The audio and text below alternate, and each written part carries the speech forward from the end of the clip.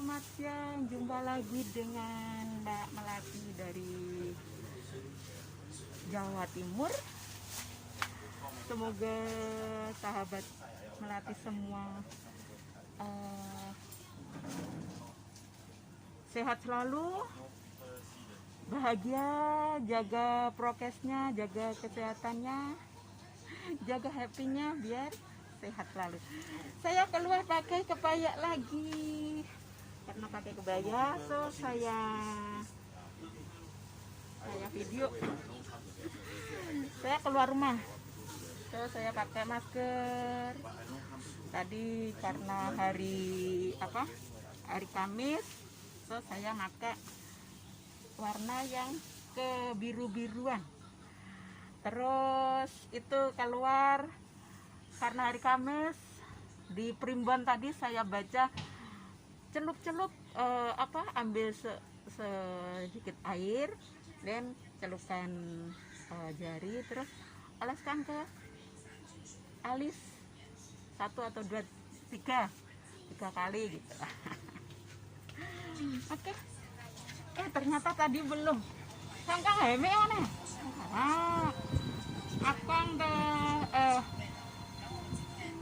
akang dah bang yo.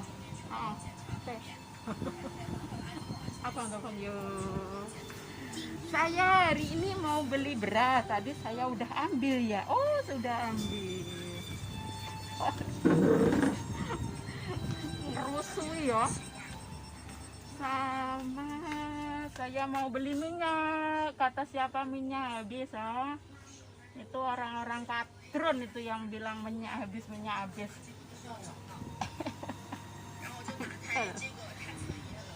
Kan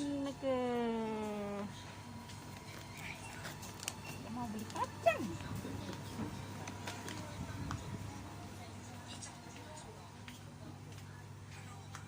Kayaknya saya nggak bisa ngomong banyak deh. Kurang konsentrasi bener ya. Jadi kita cuma pakai kebaya saja, tapi kita nggak bisa kayaknya nggak bisa santai nih. Oh ya, kalau gitu kita ngobrol tentang keadaan negara kita aja ya. Yuk. Yang jelas itu tentang siapa ya, tadi saya membaca di grup itu ya, ada Nul. Tahu kan Nul, siapa Nul? Tuh. Syukur saya sudah sampai rumah sahabat ya. Tadi saya langsung seperti kebiasaan di prokes karena COVID ini, jadi kita sampai rumah langsung tukar baju kita cuci, kita mandi, kita ganti baju, baru kita pegang barang-barang yang ada di rumah, baru kita melakukan aktivitas yang ada di rumah. Jadi kawan-kawan semua ya sahabat, kalau memang jalan di luar sampai rumah itu tolong dijaga prokesnya, yaitu dengan cara sterilkan diri dulu sebelum melakukan aktivitas. Jadi terutama yang mempunyai orang tua yang pasti imunnya lebih lemah, ada yang mempunyai orang sakit di dalam rumah. Jadi kita harus benar-benar jaga mereka dengan cara seperti tadi. Kalau kita sampai keluar rumah, bersihkan diri dulu, baru kita bersentuhan dengan mereka gitu. Oke, kita lanjutkan ngobrolnya tentang lagi yuk. Jadi memang seperti yang saya judulnya, yaitu tentang nul. Jadi kita lanjutkan ngobrol tentang nul lagi sampai selesai ya. Jadi nul itu gabus yang disilemkan pamomong Nusantara kalau saya menilai. Jadi sekarang ini adalah udah zamannya istilahnya sileme gabus lan apa munculnya watu hitam. Bisa dibayangkan ya, watu hitam, batu saja bisa timbul di permukaan air. Lah gabus yang seharusnya nggak bisa tenggelam, itu tenggelam. Lah inilah saat-saatnya Pamomong Nusantara itu membuat Nusantara jadi seperti itu. Lihat, seakan-akan tidak masuk akal semua yang terjadi di sekitar kita. Tiba-tiba seorang ustadz yang mestinya sangat-sangat punya agama yang baik, yang luar biasa, punya akhlak yang bagus, lah malah apa yang terjadi? Di beberapa tempat pada memperkosa santri. Banyak penceramah-penceramah yang mencemooh suku lain lah, agama lain lah. Itu semua sangat membuat panas banget Nusantara. Itu dimunculkan seperti ini. Terus ada lagi seorang ulama ternyata penyangga dana teroris MUI ya.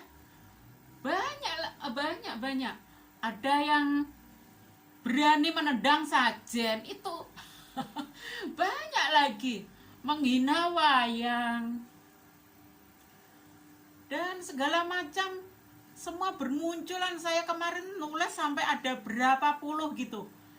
Itu adalah gabus-gabus yang ditenggelamkan oleh alam Nusantara kita. Jadi hati-hati lah, ini nol ini. Nah, seperti apa? Oke, kita langsung ke nolnya, yaitu nol ini saya anggap juga sebagai gabus yang ditenggelamkan oleh Pamomong Raja. Bisa dibayangkan, nol itu dulu adalah seorang ketua relawan Jokowi maninya nih. Lah kok dia punya otak, tiba-tiba dia punya otak membela teroris. Densus 88 itu bukan main-main. Lah bisa-bisanya dia membuat statement yang sangat-sangat membuat Densus direndahkan banget. Ini gabus banget gitu ya.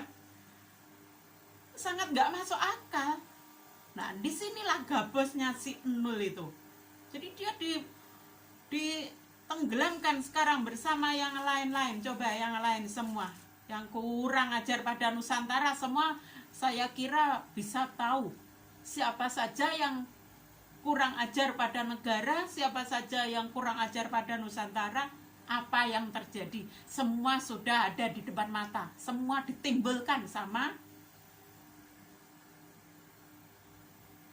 alam Nusantara. Nggak rela alam Nusantara dibuat sedemikian bejat orang-orangnya gitu ya. Jadi Nul itu logika tentang perikemanusiaan. Dia membela Munarmanut, katanya dia tuh punya perikemanusiaan, dia punya logikanya sangat-sangat bengkok. Perikemanusiaan apa gitu ya sama Munarman? Jelas-jelas Munarman itu seorang teroris.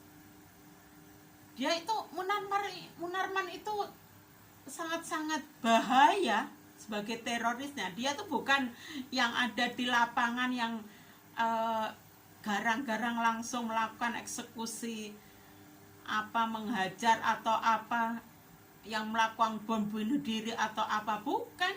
Munarman itu justru yang membuat orang-orang seperti itu jadi berani. Jadi ketika Munarman, Sinul juga bilang kalau Munarman itu adalah teroris, dia sudah bisa langsung menghancurkan orang-orang yang perlu dihancurkan di masa 212. Itu logika sangat bengkok banget. Munarman bukan orang yang seperti itu kerjanya. Tugas dia itu membuat seseorang jadi berani melakukan tindakan-tindakan teroris. Sangat bahaya Munarman itu. Munarman misal orang apa ya, misal pembuat mie instan Indomie gitu aja, itu yang makan kan dari berbagai di berbagai negara kan ada, setiap ada orang Indonesianya terutama tapi ya orang luar pun ada yang suka juga gitu ya. Jadi yang membuat bumbu-bumbu ya otomatis yang ada di perusahaan pusat. Bagaimana cara marketingnya, bagaimana cara membuat agar produk mie Indomie ini sampai ke negara-negara yang lain, bisa menyebar luas. Ini ada sendiri, ada pemikirnya sendiri gitu. Namun Munarman inilah sebagai pemikir di sektor perterorisan. Kaku nggak coba? Nul seperti itu kok di apa? Ditolong. Katanya, peri kemanusiaan saya ini. Kalian jangan apa coba? Kita nggak boleh kita tidak boleh membatasi rasa peri kemanusiaan Nul katanya. Peri kemanusiaan Nul ya, itu ya bisa masuk akal itu ya kalau misal ada orang miskin yang gara-gara nggak ada yang buat dimakan atau apa, terus tetangganya punya ada perusahaan ketela gitu misal ya, perusahaan tepung atau apa, tepung ketela, tapioka, itu otomatis punya lahan tanaman ketela yang luas gitulah. Ini ada orang miskin yang mencuri buat makan, ya mungkin ya oke, buat makan gitu. Nah, karena si perusahaan tepung ini tadi tidak mau memberi pelajaran buat orang miskin tadi, makanya orang miskin tadi dibawa ke pengadilan. Dan di pengadilan hakimnya juga pengen adil juga, sesuai dengan bukti, sesuai dengan aturan di pengadilan ya. Jadi hakim kalau mau menghukum yang seperti yang tertulis di buku-buku pengadilan ya masuk akal, ya wajar-wajar saja. Cuma disinilah perlunya peri kemanusiaannya si Nul itu. Nah, di sini baru Nul punya rasa kemanusiaan, dia akan bela si orang miskin tadi. Itu baru masuk akal. Saya sangat peri kemanusiaan pada si miskin ini, jadi saya akan bela dia. Itu masuk akal.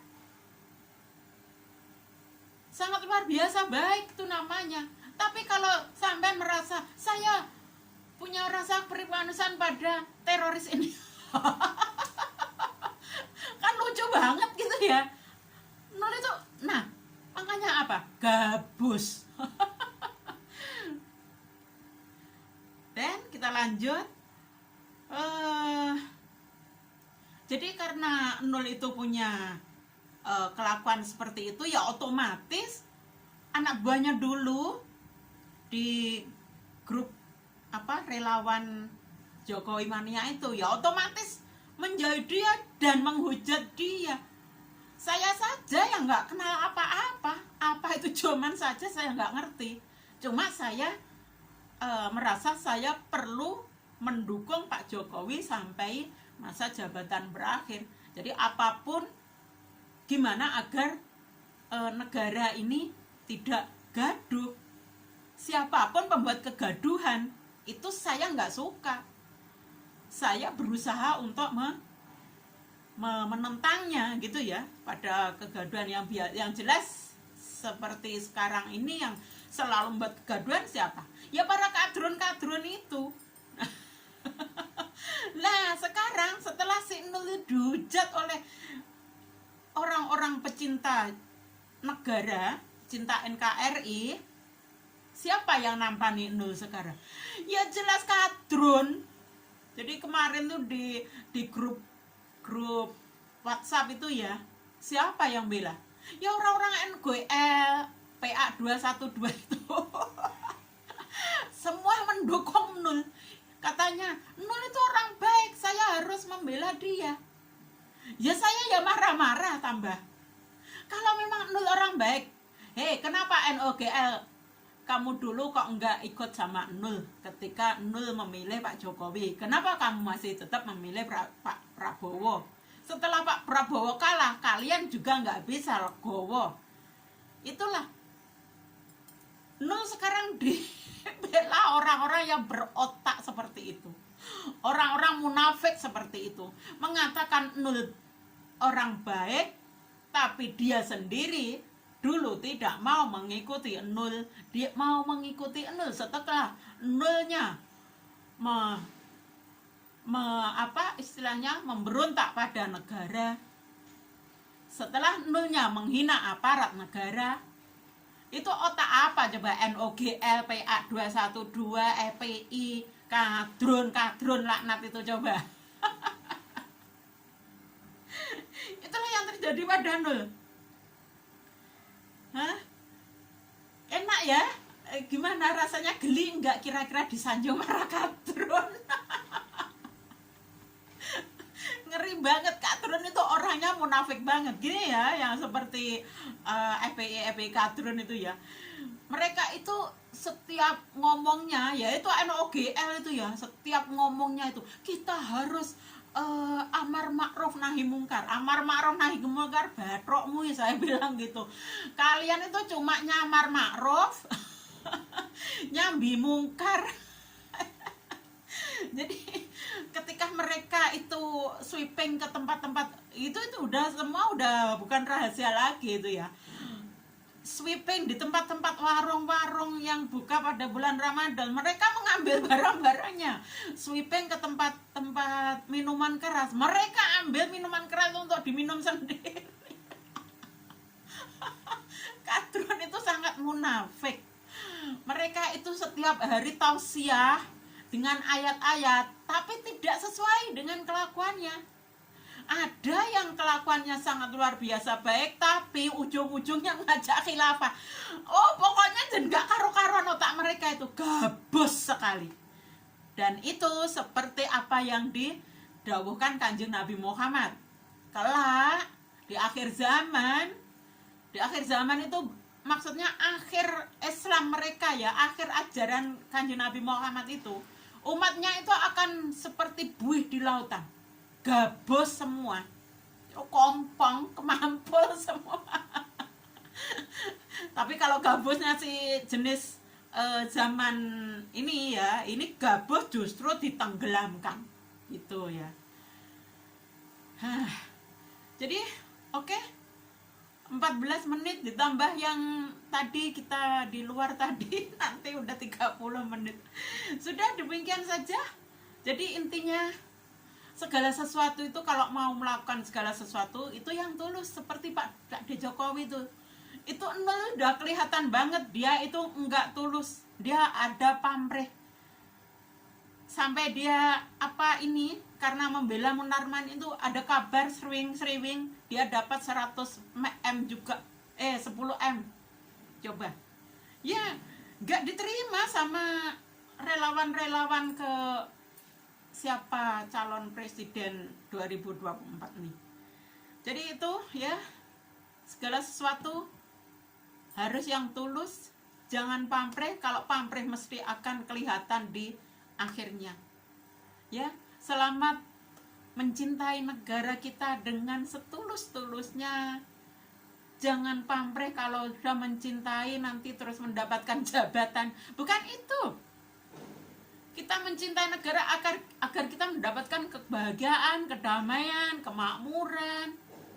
Kita bisa selalu bersyukur, itu luar biasa. Itu sudah alam yang memberi balasan seperti itu. Alam sudah, nggak usah memikirkan untuk mendapatkan jabatan segala macam. Kalau memang mendapatkan jabatan itu memang sudah Tuhan dan alam memang sudah bekerja seperti itu, jadi bersyukurlah. Dan yang tidak mendapatkan jabatan ya jangan marah, apalagi yang terus marah, terus mengatakan itu menjilat segala macam. Itu sangat luar biasa, pikiran yang sangat busuk itu namanya. Udah demikian saja, terima kasih. Mohon maaf lahir dan batin. Pareng rumien, rahayu, pareng.